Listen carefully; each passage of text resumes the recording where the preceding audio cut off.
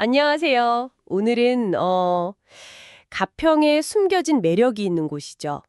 최근에 연잎밥으로 입소문이 나고 있는 전통 찻집 석화. 그리고 그곳을 운영하시는 조정자 대표님에 대한 양상형 기자의 6월 24일자 인터뷰를 좀 살펴보려고 합니다. 네, 이 인터뷰가 사실 그냥 찻집 속의 맛집 소개가 아니고요.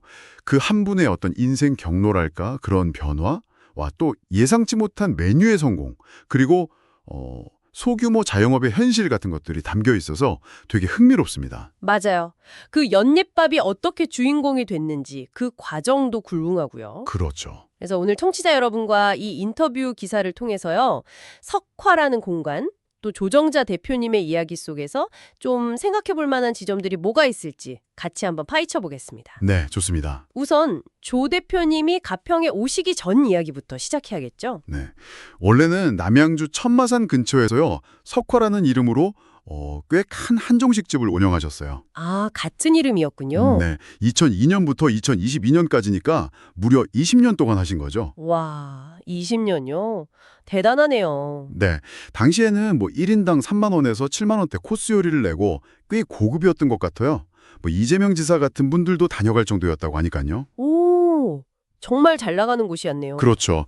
근데 이제 그걸 다 정리하고 좀 쉬려고 하셨는데 이게 또 막상 쉬는 게 잘 안 맞으셨나 봐요. 아, 그런 분들 계시죠. 네, 그래서 3년 전에 아무 연고도 없는 가평으로 오신 거예요. 갑자기요? 가평으로? 네, 그러다 이제 가평에서 딱 마음에 드는 기와집을 발견하신 거죠.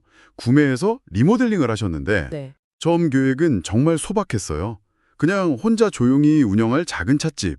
약간 취미처럼 시작하시려고 했던 거군요. 그렇죠. 그런데 이게 또 예상 밖의 상황이 생긴 게 공간이 너무 작았던 거예요. 아, 생각보다. 네, 본인이 잠깐 쉴 공간조차 마땅치 않을 정도로. 그래서 바로 옆에 있던 농가 창고 한 200평 정도 되는 거를 200평이요? 와, 그건 꽤 큰데요. 네, 그걸 이제 증축 허가를 받아서 지금의 넓은 공간으로 확장을 하신 거죠.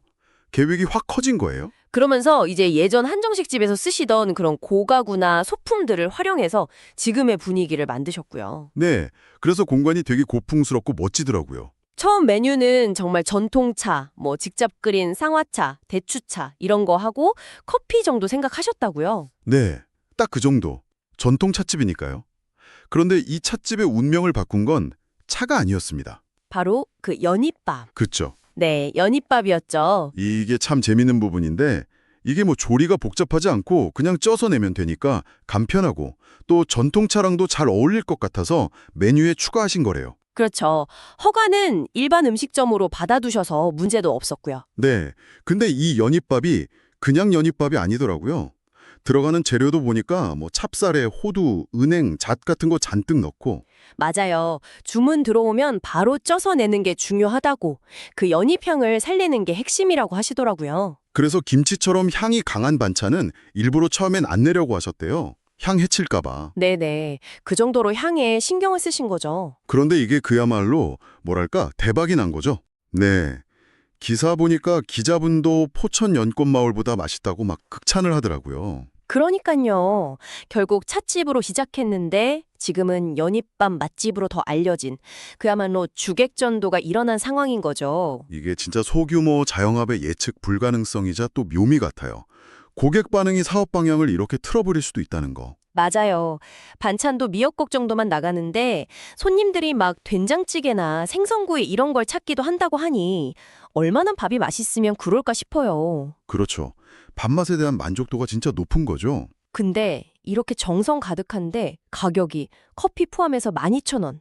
이거 정말 너무 저렴하죠. 손님들이 먼저 아니 15,000원은 받으셔야죠 이렇게 말할 정도라고 하니까요. 그러니까요. 근데 또 현실적인 어려움은 있어요. 이렇게 좋은 반응에도 불구하고 하루 평균 손님이 10명도 안 될 때가 많아서 운영은 계속 마이너스 상태라고 합니다. 아, 그렇군요. 광고나 홍보도 전혀 안 하신다고 하고요. 네. 여기서 근데 조 대표님의 좀 독특한 철학이 보이는 것 같아요. 어차피 집에 가만히 있어도 생활비는 드니까 그냥 생활비 쓴다 생각한다? 이런 말씀? 그렇죠. 이게 단순히 돈을 버는 것 이상의 의미를 두고 계신 것 같아요. 공간 자체나 현재 삶의 방식에 대해서요. 네, 어떻게 보면 성공에 대한 다른 관점을 보여주는 것 같기도 하고요. 맞아요. 그래서 그런지 매주 수요일 저녁에는 가게에서 지인분이랑 통기타 치고 노래도 하신대요. 아, 정말요? 네.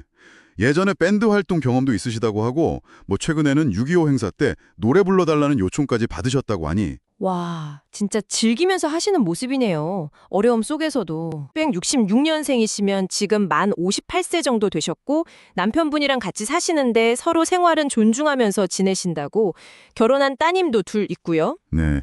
인터뷰 중에도 예약 전화가 계속 오더라고요. 운영은 계속 되고 있는 거죠? 네, 여러 어려움 속에서도 석화는 계속 손님들을 맞이하고 있는 것 같아요. 오늘 저희가 살펴본 이 석화와 조종자 대표님의 이야기는요. 어떻게 보면 성공적인 과거를 뒤로하고 완전히 새로운 도전을 선택한 그런 개인의 이야기이면서 동시에 또 좋은 품질에도 불구하고 운용에 어려움을 겪는 소상공인의 현실을 잘 보여주는 것 같습니다. 맞아요.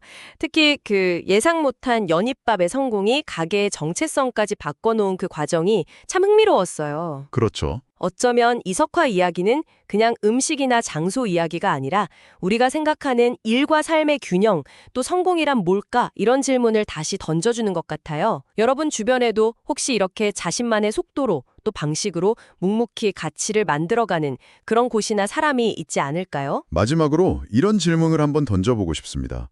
꼭 당장의 어떤 경제적인 이익만을 추구하지 않더라도 운영자의 철학이나 정성이 담긴 공간이 주는 그런 특별한 경험, 그 만족감 자체가 또 다른 형태의 성공이라고 볼 수는 없을까요? 이 질문에 대한 답은 청취자 여러분께서 한번 생각해 보시면 좋겠습니다. 네, 오늘은 여기까지 이야기 나누겠습니다.